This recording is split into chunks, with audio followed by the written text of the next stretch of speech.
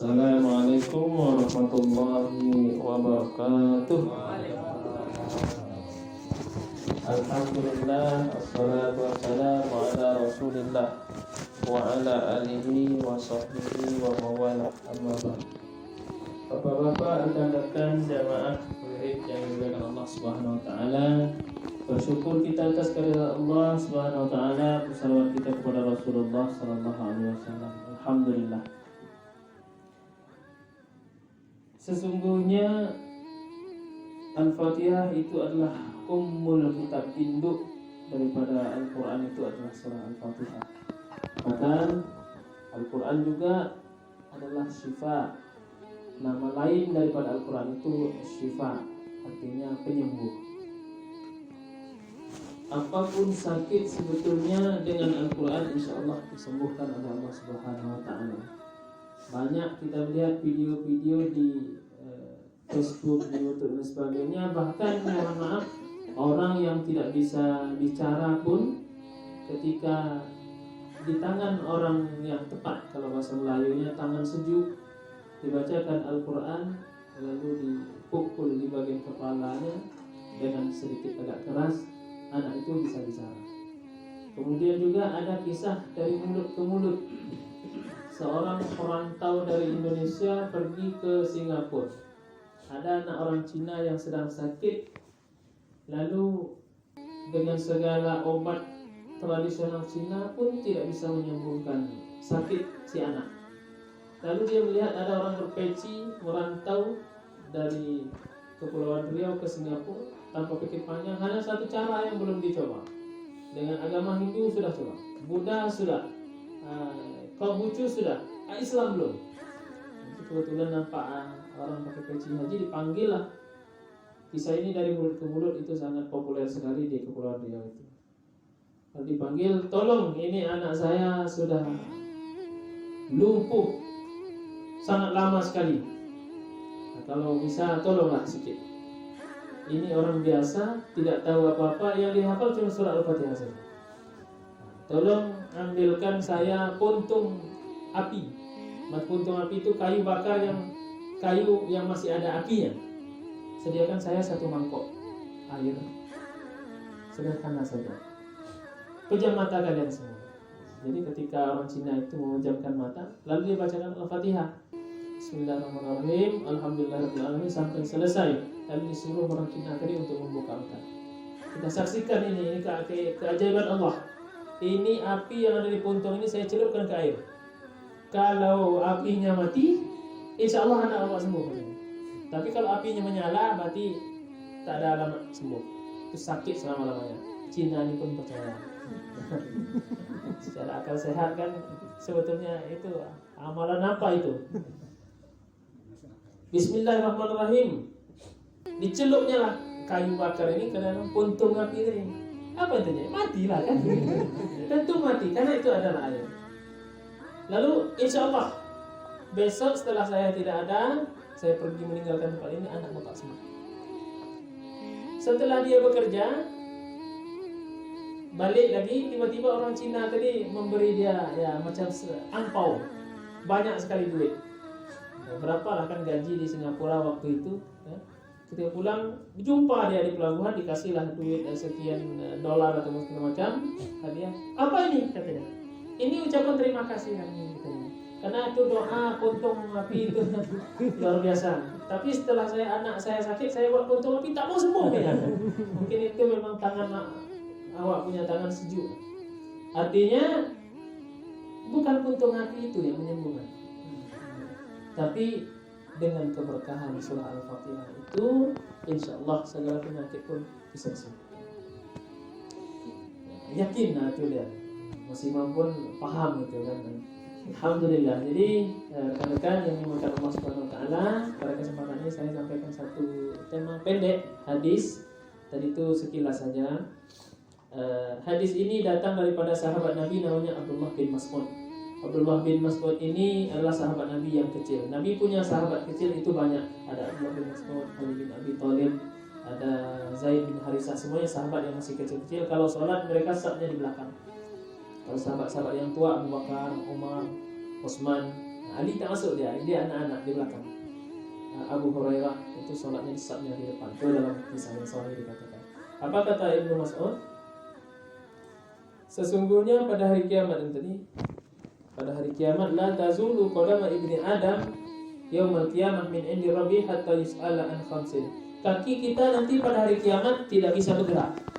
Ketika kita di padang mahsyar dikumpulkan Allah di sebuah lapangan, kaki kita tidak bisa bergerak. Kaki saya tidak bisa bergerak, kaki Mas Iman tidak bisa. Ibaratnya dicor dengan beton yang luar biasa. Hatta yus'ala an khams, sampai dia bisa menjawab 5 pertanyaan.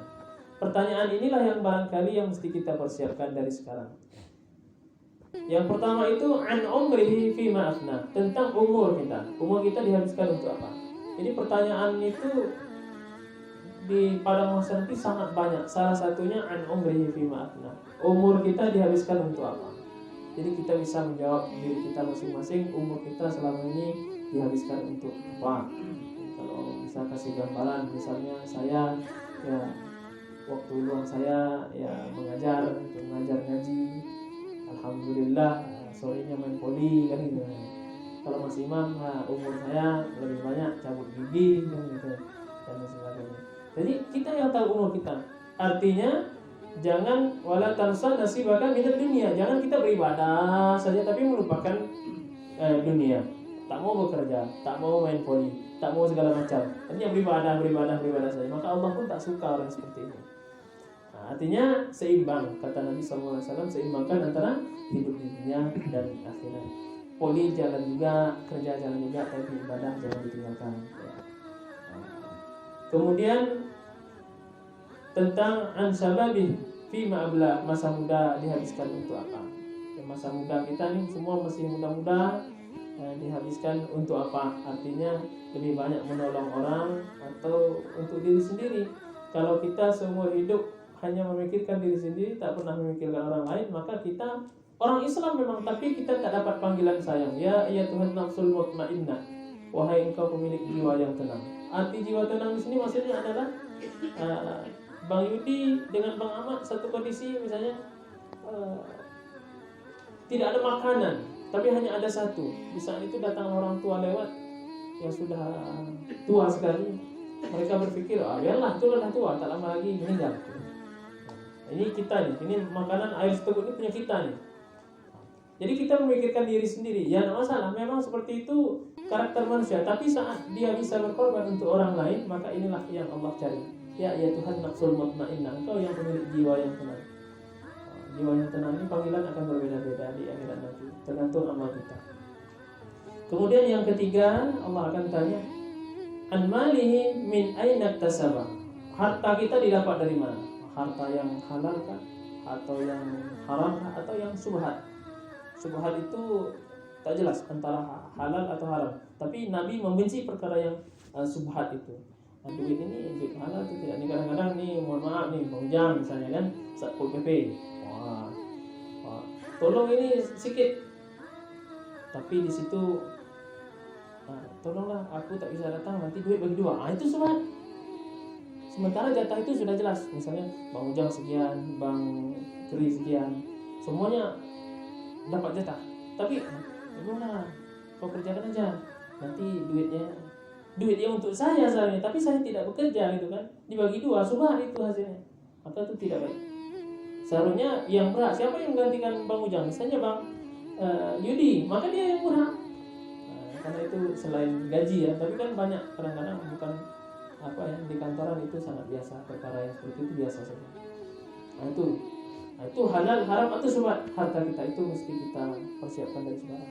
Karena kita kan sudah mendengar kisah seorang pandai besi, seorang tukang kapak yang matinya bahkan sampai hari yang ke-40 pertanyaannya belum ke yang lain, hanya seputar kapak saja. Hari pertama ditanya tentang besi ini dari mana.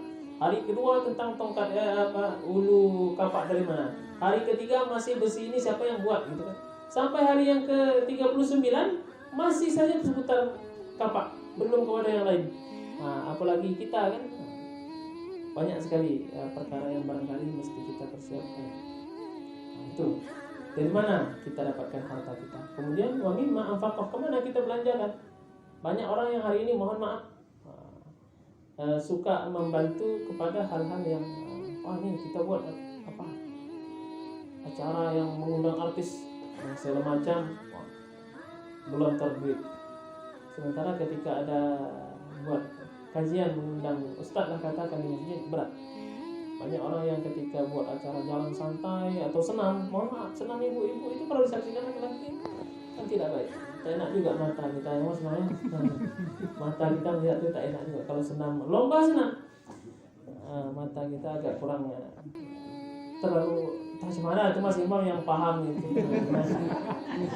Barang bagus ya, kira-kira gitu. Barang bagus. Sampai tanam pak bola gara-gara barang bagus. Itu.